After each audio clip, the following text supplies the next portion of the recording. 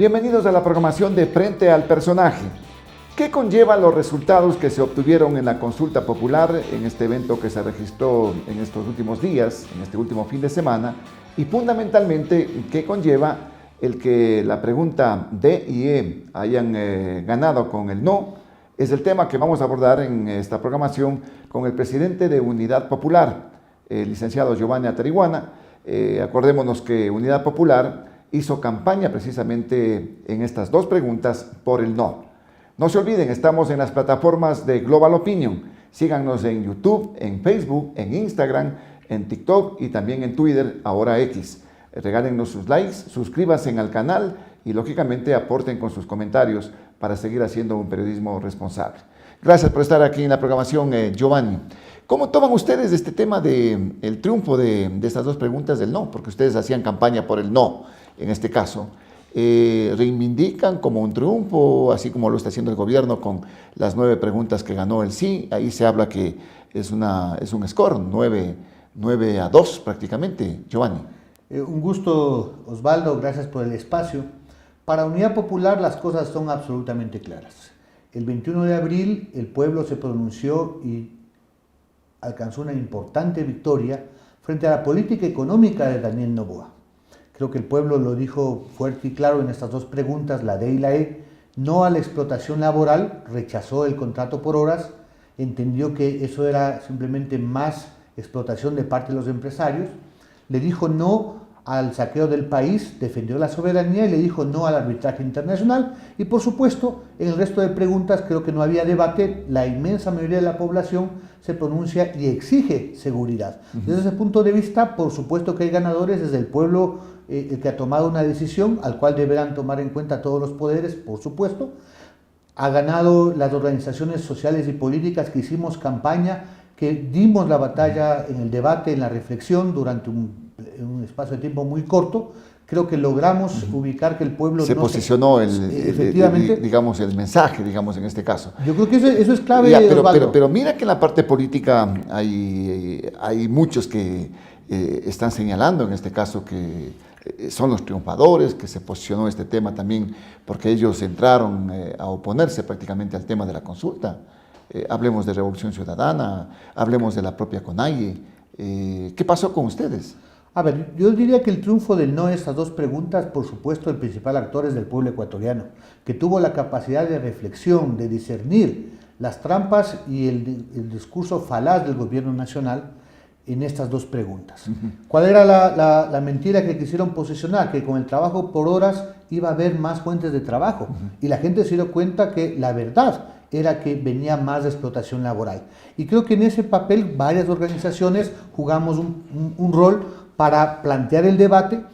Lo mismo en el tema, ¿cuál era la mentira que quisieron posicionar en la pregunta del arbitraje? De que iba a venir la inversión extranjera y el desarrollo del país. La gente llegó a la conclusión, luego de este debate, por supuesto, de que lo que se venía es del saqueo del país y que, como en el pasado, se quería perjudicar por miles de millones de dólares. Yo pongo esto de énfasis porque en estas dos preguntas el pueblo tuvo la posibilidad de debatir tesis, propuestas, y entonces el presidente Noboa no puede decir ahora simplemente esas preguntas no eran mías, que sí, que no, que ganamos 9-2. No fueron una propuesta de bloques políticos como el de Construye, como el Partido Social Cristiano. Pero más allá de eso, Osvaldo... ¿Por allí va el asunto o fueron propuestas del presidente independientemente?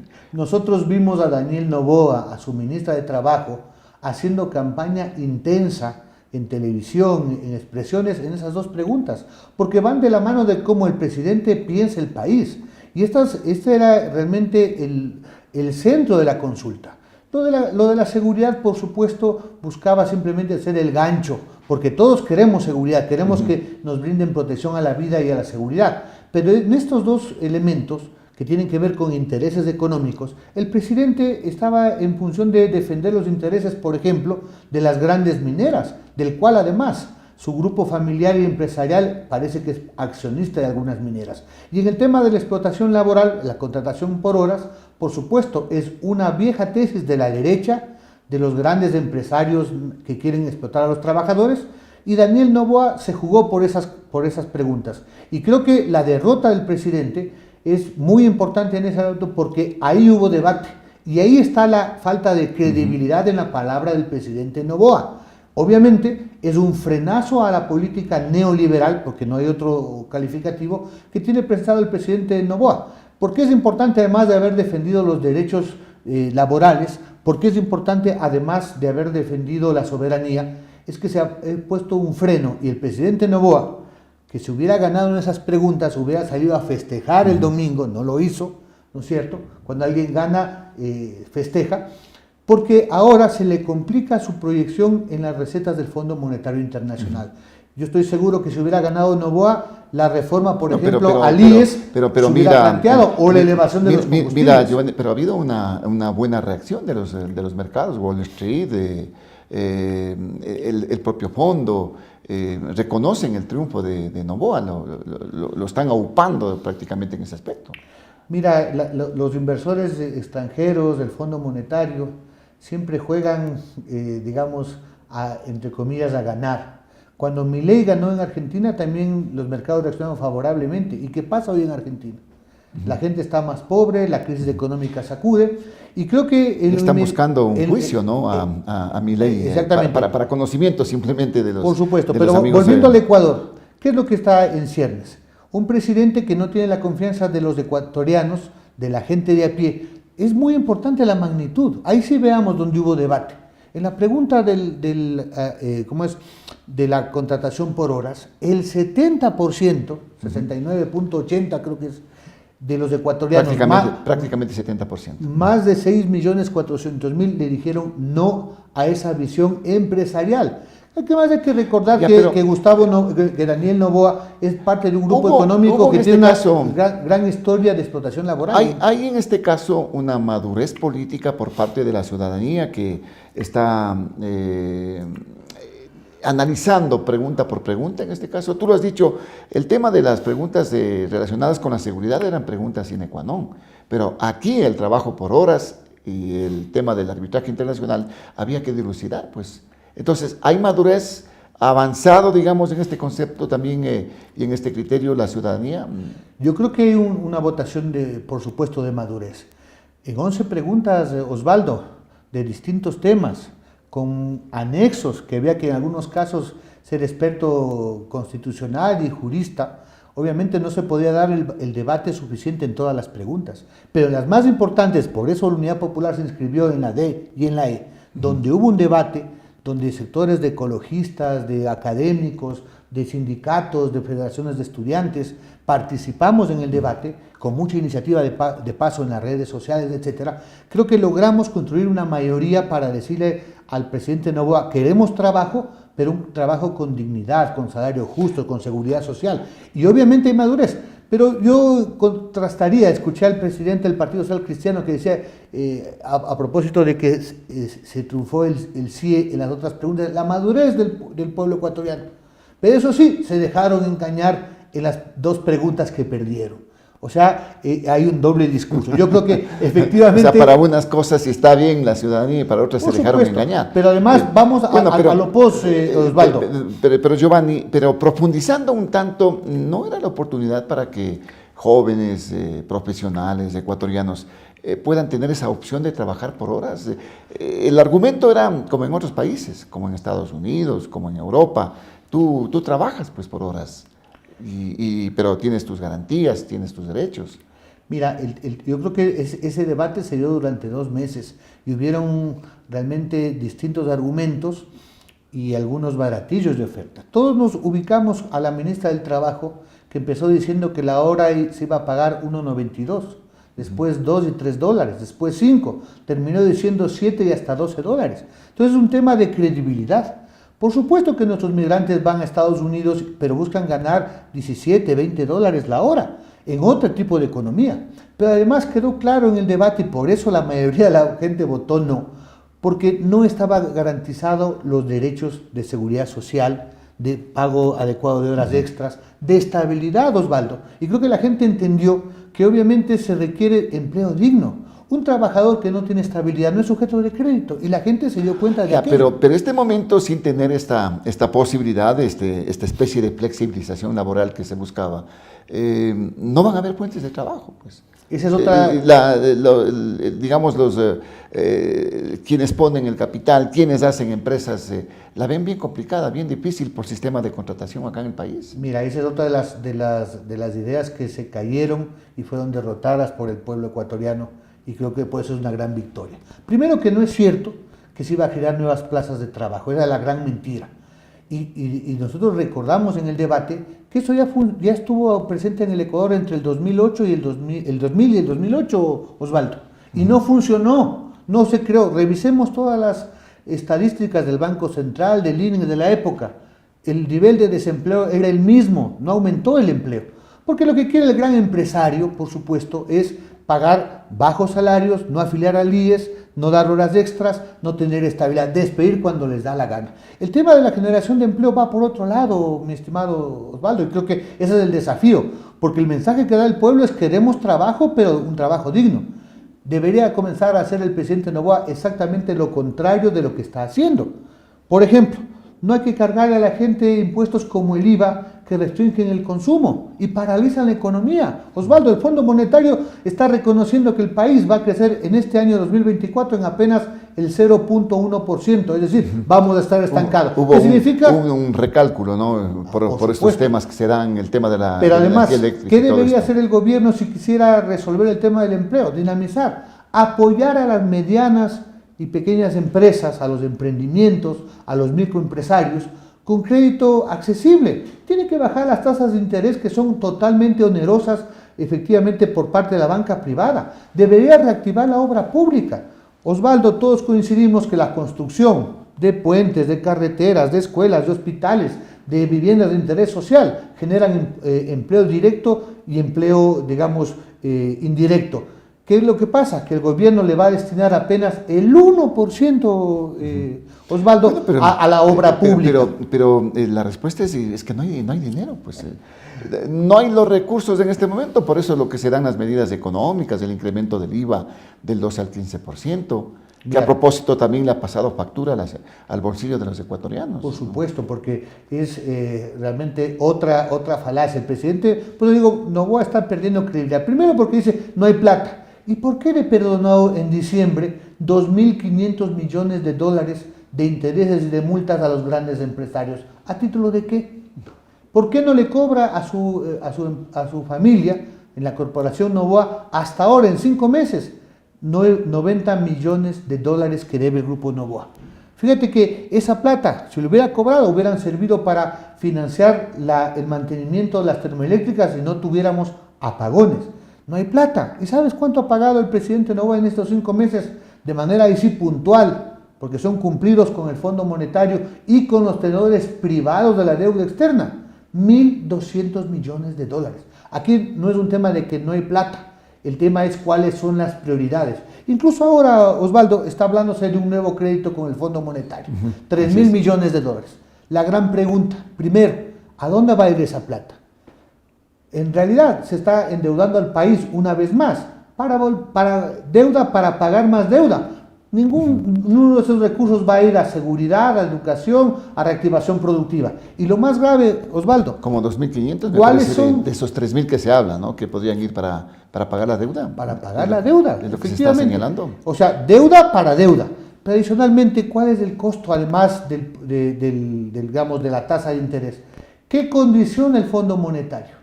Porque estamos mirando recorte social, no hay plata para medicinas, no hay plata para las universidades, no se cubre la seguridad social, se plantea subir la gasolina a partir del mes de mayo una vez más, golpeando a la economía popular. Están contentos del Fondo Monetario, los únicos contentos con la elevación del IVA no somos los ecuatorianos, que estamos pasándole muy mal una canasta básica que hace rato superó los $800, sino que está aplaudido por el Fondo Monetario. Entonces, es evidente que la política económica de Daniel Noboa efectivamente no atiende las necesidades de la población. Bueno, pero mira que esta política económica, en este caso, le está posibilitando al país, ha bajado el riesgo país, por ejemplo. Estábamos en 2.000 y pico de puntos, ahora estamos en 1.100 y un poco más en este caso. Ecuador se lo ve con otra perspectiva en el ámbito de las multilaterales inclusive. Es que por allí hay que sacar los recursos, pues. Mira, ese es Eso, digamos, es una visión desde nuestro punto de vista totalmente equivocada, porque ¿cómo está el país? Pues, Osvaldo, ya pasó la consulta y los apagones siguen afectando la vida social, económica de millones de Va mejorando de a ecuatorianos. poquito, ¿no? De 8 a 7. En cuanto va lloviendo un poco más, o sea, Mira, San Pedro es nuestro mejor hincha, digamos. lo dijo el ministro encargado de Energía, no saben cuándo va a acabar los apagones. No, lógicamente. Y hay que dar responsabilidad política, no solamente de Lazo y de Moreno. El señor Noboa tuvo 5 meses para dar mantenimiento a las termoeléctricas. 80 millones. El parque termoeléctrico, sí. El parque termoeléctrico. Ahora vamos a regresar también al pasado. A las barcazas. A las barcazas, que seguramente nos va a costar un ojo de la cara. Cuando se dedicaron a desmontar lo público. Pero no serán más caro que lo que se pagaba a Colombia, pues. A Colombia le estábamos pagando 62 centavos el kilovatio hora. Mira, y sumemos el otro elemento ahí, Osvaldo. ¿Por qué y con qué corona las empresas mineras tienen un subsidio que le cuesta al país 100 millones de dólares al año porque les cobran a esos proyectos multimillonarios de empresas extranjeras 5 centavos el kilovatio hora, cuando tú y yo y los ecuatorianos estamos pagando entre 9 y 12 centavos la hora? ¿Por qué hay subsidio ahí sí para las grandes empresas? Son las cosas que debe cambiar en la política económica. Entonces, un país que no tiene electricidad, ahora sí los empresarios han calculado, antes de la consulta no lo decían, cada hora de apagón son 20 millones de dólares que se afecta a la producción del Ecuador. Entonces, tienes un presidente que ha sido incapaz, yo diría indolente, de resolver el tema eléctrico. No hay medicinas en los hospitales. No nos olvidemos, Osvaldo, la semana pasada, o hace algunos días, los pacientes que necesitan diálisis tuvieron que cerrar carreteras porque ni el Ministerio de Salud ni el IES les resuelve el tema de la vida. Vamos a los hospitales y no hay medicina. Entonces, obviamente los problemas que tiene el Ecuador requieren soluciones. En el tema de seguridad, Osvaldo, que aparentemente el presidente hoy ya no tiene pretexto, pero tiene que darnos resultados. Ese famoso Plan Fénix no deja de ser simplemente un globo de ensayo. De vez en cuando el presidente se pone el casco de soldadito y sale a recorrer, pero vemos que la criminalidad sigue en alzo. La ministra del Interior acaba de decir, imagínate lo que dice, solamente se han asesinado 99 personas la semana pasada, debemos de estar contentos. Entre esas 99 personas y vidas que se han perdido, 2 alcaldes, entre esos José Sánchez, alcalde de Ponce Enríquez, de la Unidad Popular, de paso nuestra solidaridad con la familia. Entonces es un gobierno que en el tema de seguridad hoy no tiene pretexto. Entonces el pueblo ecuatoriano va a exigir resultados. Se le ha entregado en este caso ya, ¿no? En base a las preguntas que se formularon, habrá que ver cómo se van a implementar, porque tiene que pasar igualmente muchas de ellas por la Asamblea Nacional, pues, y la coyuntura política media complicada se le ve. Osvaldo, mira, la gente y el pueblo votó sí por la seguridad como un clamor. No hubo mucho debate en las 9 preguntas. Por supuesto, está claro que la presencia de las Fuerzas Armadas en coordinación con la policía es necesaria. Había una pregunta de cajón, estoy de acuerdo con que los militares hagan operativos. O sea, con o sin consulta tienen que hacerlo. Hay otras reformas donde habrá debate, el tema del aumento de penas, reformas al COI, claro, por ejemplo, pero no van a ser de aplicación inmediata. Pero acuérdate que ya hubo una reforma al COI, pues, ¿no? Por supuesto. Que ya contempla eso. Iba a haber la propia extensión de dominio. ¿Sí? O sea, podrían mejorarse, pero en lo inmediato, ¿qué necesitamos? Que el gobierno, por ejemplo, no necesita ley para depurar la fuerza pública. ¿Dónde están los narcogenerales? No necesita una nueva ley para ajustar con quienes lavan dinero en el sistema financiero ecuatoriano. No necesitan nuevas leyes para poner escáneres en los puertos, porque el negocio del narcotráfico, Osvaldo, y se ve todos estos días, sigue saliendo por los puertos ecuatorianos hacia Europa. Tú revisas las noticias en Turquía, en Holanda, en Bélgica, llegan cargamentos de banano contaminados de toneladas de cocaína. Y entonces sobre ese elemento el presidente Noboa no tiene hasta ahora resultados. Como él mismo ha dicho, o sea, ahora cayó el señor Colón Pico. Pero ¿y los grandes capos dónde están? Pero mira que diariamente la policía hace su trabajo, ¿no? captura droga, desarticula bandas organizadas, captura Colompico y así. Mira, nosotros van dándose cosas hay que reconocer que hay que apoyarlas en este Mira, caso. hay que reconocer a los oficiales, a la tropa que incluso arriesga su vida para dar seguridad al país. Claro. Pero es evidente que hay sectores de la cúpula policial, lo que decía el embajador norteamericano, y que ahora se ven los casos metástasis en general, los narcogenerales todavía parece que están en la cúpula, porque no hay resultados fundamentales, por supuesto, y hay que depurarlos. Pero adicionalmente hay la inversión. Esa es una afirmación del embajador americano también está en metástasis. Tiene que tener responsabilidad. Fíjate, hubo un operativo, ¿no, Osvaldo, la semana pasada donde hubieron más de 10 detenidos, en algunos entre Mocolí, de los cuales el 80% eran oficiales de policía. Policías. Pero lo importante es eso, pues la institución es de las que más se depuran. No hay espíritu de cuerpo como para decir, a ver, están acá y les vamos a tapar. Aquí es caiga quien caiga. Ojalá Osvaldo, porque creo que en eso todavía hay mucho que hacer. Y obviamente hablamos que eso debe avanzar. Pero vamos a hablar más de aquella mano firme en el tema del combate al crimen organizado. El tema de la delincuencia tiene también otra parte que es el tema de la inversión social. Y es ahí donde el gobierno no pasa el año, pues. O sea, ¿cómo tú tienes? Vamos a ver cifras. Empieza el año lectivo en la costa ecuatoriana. 60,000 niños y jóvenes se quedan fuera del sistema de educación pública porque no tienen para matricularse, porque están migrando, porque entran a trabajar. ¿Esto era cuestión de ministro? Porque se cambió el ministro de Educación, ¿no? Mira, pero un ministro intrascendente el que salió. Exactamente, también. Pero más allá del ministro, ¿cuál es la política educativa y de inversión del gobierno? Deberíamos estar ya en el 6% del Producto Interno Bruto este año. Y apenas es 3.8. Pero el gobierno apenas va a cumplir 5 meses. Pues, pero ¿quién aprobó el presupuesto, en este Osvaldo? 5 meses que está haciendo, fíjate, 5 meses es muy poco para resolver todos los problemas, pero sí para caminar. ¿Cuál es la dirección? O sea, Noboa está haciendo exactamente las mismas cosas en economía, en prioridades que hizo Guillermo Lasso. Desmantelar lo público, recortar universidades, no dar el presupuesto de educación, no dar el presupuesto a salud, mantener la deuda con el IES. O sea, es la misma política. Por eso es que hay una insatisfacción. Yo creo que vamos a verlo el 1 de mayo, que de paso va a ser una expresión en todo el país, donde las clases trabajadoras del campo y la ciudad, el movimiento social, las mujeres, los jóvenes, seguramente van a levantar la voz para exigir al presidente resultados, que comience a resolver los problemas que aquejan al país. Esa debería ser la prioridad de cualquier gobernante. Ahora, con el tema de las preguntas, la reflexión es, no se aprobó el tema del arbitraje internacional.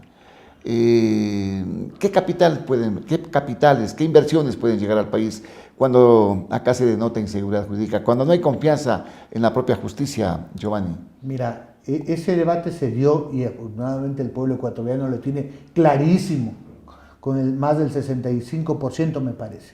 Primero que las famosas, arbitrajes internacionales son simplemente árbitro vendido a favor de las empresas. 95% de las ocasiones a favor de Chevron, de la Oxy o de Odebrecht. Y multimillonarios, Pero de pronto, ¿por qué no se hizo bien el trabajo? Pues hay un abogado del Estado. También, por supuesto. Olvídate, yo recuerdo... Los procuradores tienen que darle también satisfacciones al país. ¿Qué ha pasado con esto? Esos procuradores debería haber repetición porque perdieron casos ganados para el Ecuador. Pero vamos a lo de fondo. Primero que cuando éramos víctimas del arbitraje internacional antes del 2008, Osvaldo, que la Constitución lo permitía, ¿no es cierto? Tampoco es que aumentó la inversión extranjera. En América Latina, ni Brasil, ni México tienen arbitraje internacional. Los países europeos y varios estados en los Estados Unidos están planteando no al arbitraje internacional. Premios Nobel están planteando que ese no es el mecanismo porque son árbitros vendidos. Pero adicionalmente, el pueblo ya se pronunció y dijo no vamos a restringir soberanía y vamos a defender el interés del Ecuador. ¿Sabes cuánto este presupuesto del 2024, Daniel Noboa, pensando que iba a ganar el sí, reservó en el presupuesto? $2.800 millones para pagar posibles laudos arbitrales. Hoy que el pueblo ha dicho de forma contundente que no estamos de acuerdo, esos 2.800 millones de dólares deberían invertirse en reactivar el aparato productivo, en resolver el tema eléctrico, en rehabilitar las carreteras, en invertir en salud. Tienes razón en esto, pero no porque el pueblo dijo no al tema de los arbitrajes, esto está en litigio, pues. Hay juicios en este caso. Hay juicios. Están juicios a la cola, inclusive. Sí. Pero fíjate, en contra del país. Pero hay una prohibición. Todos los contratos que no entraban antes del 2008 no pueden ser sujetos a ese arbitraje internacional. Y por supuesto, tenemos que estar atentos. Mira, Odebrecht es público y notorio, hizo malas obras, con sobreprecio, con sobornos, y queremos que le paguemos. La Oxy nos ganó, precisamente, y debería, el procurador García, me parece, ¿cuántos millones de dólares? Y perdió algo que era para el interés nacional. Chevron Texaco. Discúlpame, que conocemos la Amazonía, sabemos que envenenó, digamos, la selva ecuatoriana y varios compatriotas. Por eso es que en Sucumbíos y en Orellana, el no en esas preguntas es contundente, sobre el 80%. Pues. Sucumbíos y Orellana le dicen no a la consulta, ¿no? Y le dice... Manabí igual, ¿no? Y en preguntas como estas del arbitraje supera el 82%. Porque han sufrido lo que significa la depredación de esas grandes empresas. Por supuesto que las empresas que quieren invertir, que cumplen bien las obras, que no cobran sobreprecios, que no afectan la naturaleza, que cumplen las leyes laborales, bienvenidos sean. Si no tienen por qué tener temor. Si van a ganar, pero tienen que hacerlo en función de los intereses del país. Ahora, yo te decía, ¿habrá interés de venir acá al Ecuador? Bueno, históricamente la inversión se va a Colombia, la inversión se va al Perú, miles de millones de dólares, y al Ecuador se saltan, no llegan, mucho más tomando en cuenta lo que acaba de suceder. Mira, no somos un sitio para las inversiones, primero porque no hay luz, porque hay inseguridad, ¿no es cierto?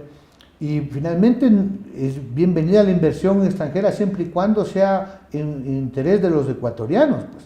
Porque si para traer inversión extranjera tenemos que bajar los salarios, tenemos que permitir que exploten las fuentes de agua, que envenenen los ríos, yo no quiero esa inversión.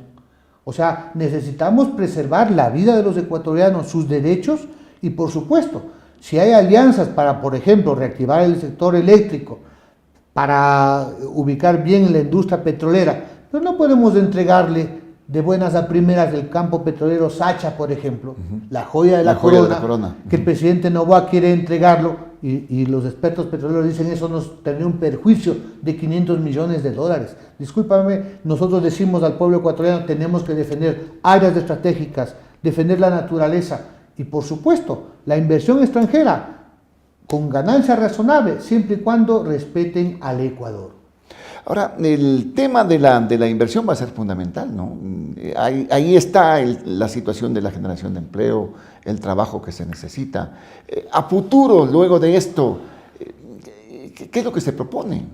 Mira, en realidad nosotros no tenemos mucha expectativa de Daniel Noboa, por lo que él representa, como él piensa, cuáles son sus prioridades. Él representa a los grupos empresariales más importantes de este país, que solamente piensan en la ganancia. Él, mientras puede exportar banano o tener grandes construcciones o ahora estar en la minería, está bien servido. No le interesa, por eso es que es indolente con que el pueblo ecuatoriano no alcance la canasta básica. Por eso es que no tiene problema en quedar bien con la banca internacional mientras el pueblo, no tiene medicina. Un gobierno responsable debería poner al debate nacional aquí y ahora. Si no tenemos luz, estamos en emergencia eléctrica. Tenemos inseguridad, las tasas de asesinatos son de tal magnitud, no tenemos empleo, nos faltan medicinas en los hospitales. Deberíamos pedir una moratoria de la deuda un par de años, pues. Este año está presupuestado el tercio del presupuesto, 10.000 millones. ¿Pero tú crees que eso es factible, el pedir esa moratoria por un par de años? No vamos a un default y es peor para el país en este caso. O sea, el tema es, mírate, si las Naciones Unidas, Antonio Guterres, el Banco Mundial dice que los países no pueden sobrevivir así, es que estamos en una emergencia. ¿Qué quieren? ¿Que el país estalle? Que hasta en guerra dicen que estamos. Entonces, si no es ahora, ¿cuándo? Un país que un tercio del presupuesto paga deuda y el próximo año se va a multiplicar porque van a vencer una serie de obligaciones, pero no hay la misma actitud. ¿Por qué no es puntual en pagarle a los municipios, a los consejos provinciales? O no es deuda, dicen hay que honrar las deudas. ¿Por qué no cumplen su obligación y mantienen deuda con la seguridad social? Pero acuérdate que hay alternativas, ¿no? Se está buscando el financiamiento, inclusive con créditos internacionales, lo que se está señalando, ¿no? Para pregunta a la mayoría de alcaldes y las prefecturas. Tienen que chantarse los bonos de alguna manera, pero no tienen liquidez.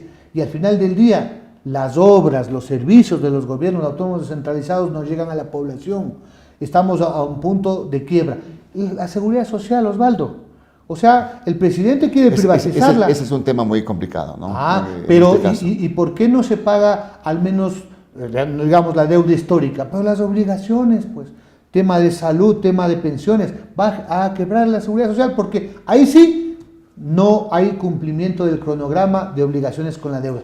¿Cuál es la principal deuda que debe honrar un gobernante? Con su propio pueblo, pues.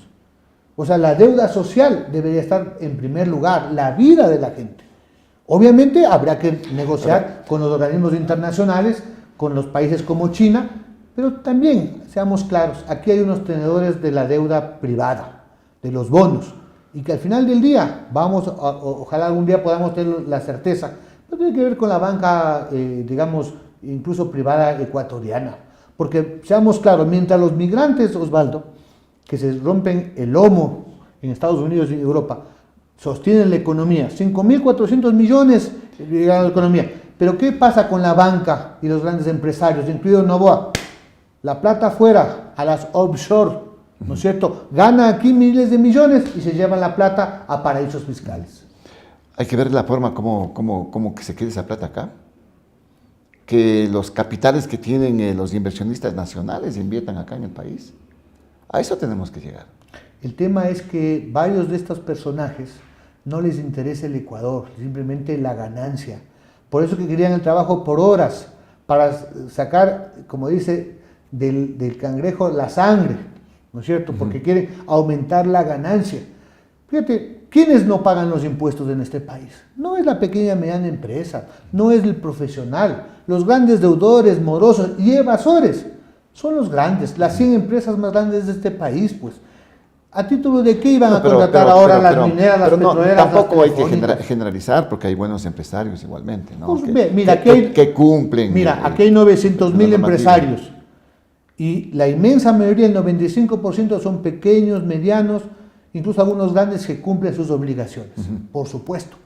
Pero hay 100, 200 empresas que tienen multimillonarias ganancias, que además quieren llevarse todo y son los que sacan la plata afuera, pues.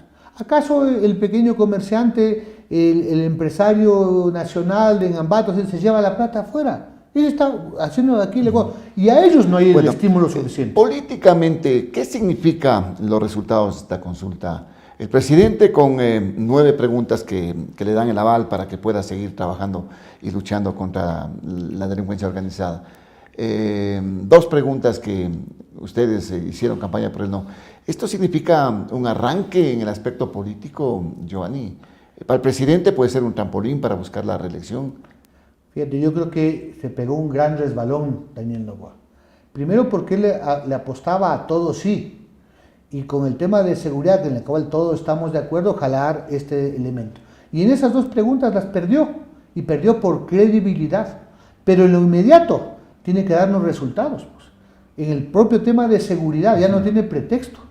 Y en estos meses en gestión, mayo, junio, julio, tendrá que dar resultados porque también la gente pierde la paciencia. Tiene que resolver el tema de apagones, que vamos a estar un trimestre sin luz, ¿no es cierto? Y tendrá que haber responsabilidades.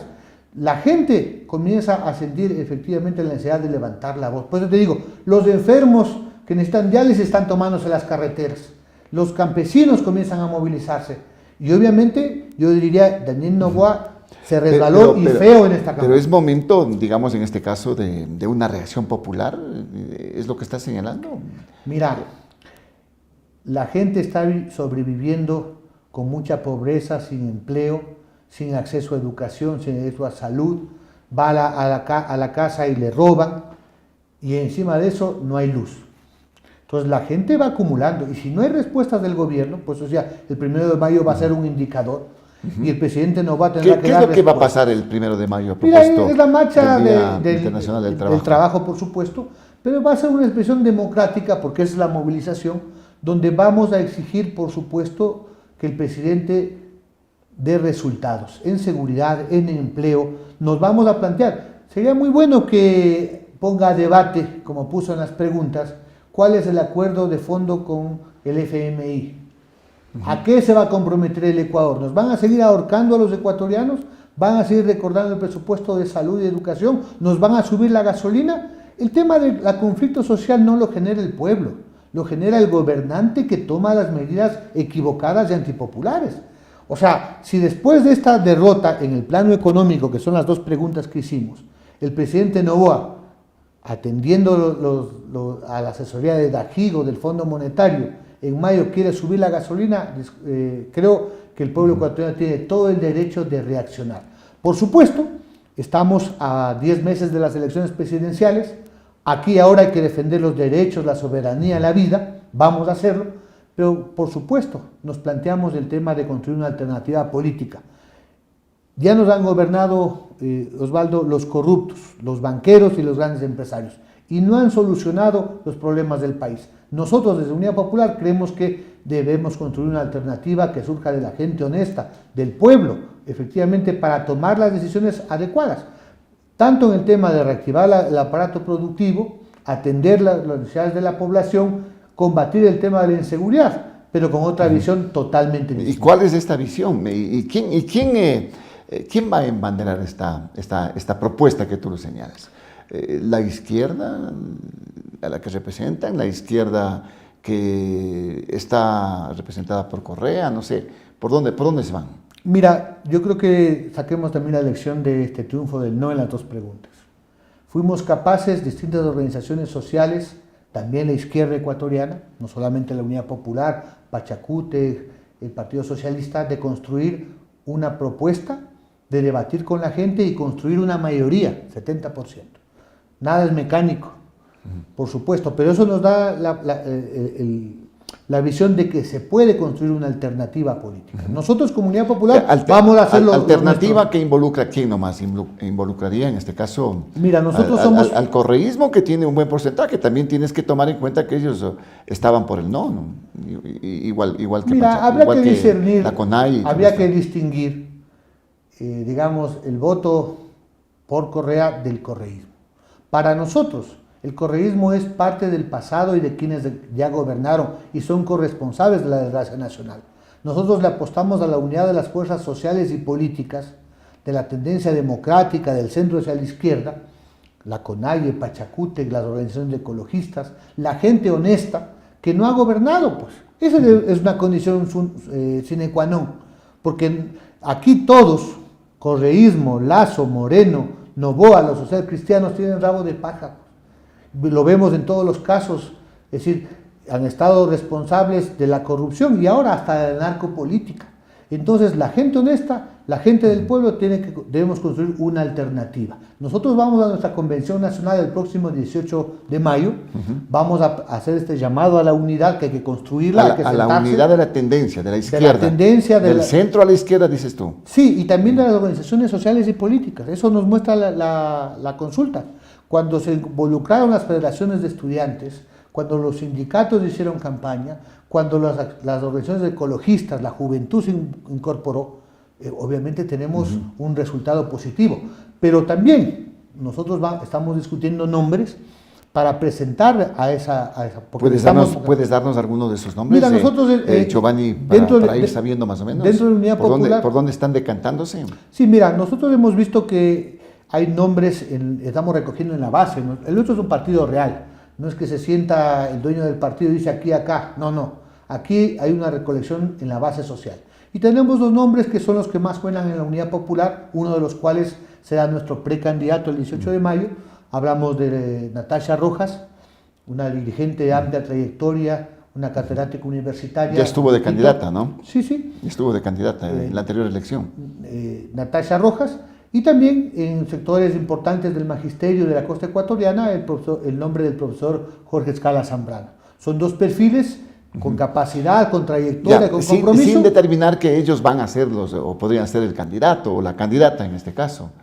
Tú dices, esto es amplio, pues. No, por la supuesto. izquierda es amplia. Pero nosotros, como Unidad Popular, vamos a presentar un nombre, uno de los dos, efectivamente como una carta que proponemos a la discusión. Cómo podemos ubicar gente de otros partidos y todo. ¿Es factible unir esta tendencia tomando en cuenta que suenan nombres, tú acabas de decir, Natasha Rojas, el profesor Escala, suenan nombres, Jean Topic, Jean Topic no está en la tendencia. Carlos Rabascal, suenan nombres, Luisa González y otros que podrían atomizar prácticamente la tendencia?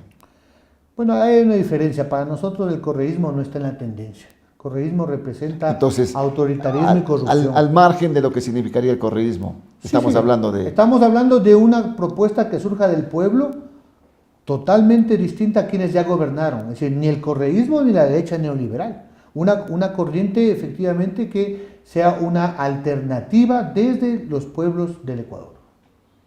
El 18 se sabe, entonces comienza, digamos, esta 18 de mayo nosotros carrera. Hacemos el llamado, presentaremos una precandidatura presidencial y tenemos hasta el mes de agosto, Osvaldo, para cuadrar, tejer esta unidad, ponernos de acuerdo en quién nos represente, una mujer, un hombre, que tenga unos requisitos: capacidad, honestidad, compromiso con el pueblo y trayectoria. En este tema podría estar Izquierda Democrática, podría estar Avanza, podría estar Construye, podría estar Gente Buena. Mira, yo creo que esos partidos, digamos, tienen otros rumbos. Cuando están hablando con Topi, cuando están hablando la idea, entiendo, con Novoa, o sea, digamos, se autoexcluyen de una posibilidad. Yo creo que más bien hablamos del Partido Socialista, si queremos hablar de Pachacútec, obviamente. En medio de la polémica que existe, ¿apoyarían a Leónidas Diz entonces, como tal?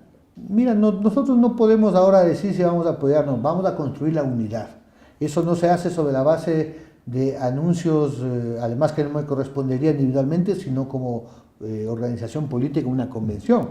Obviamente se trata de tejer la unidad. Eso implica primero ponernos de acuerdo sobre el proyecto.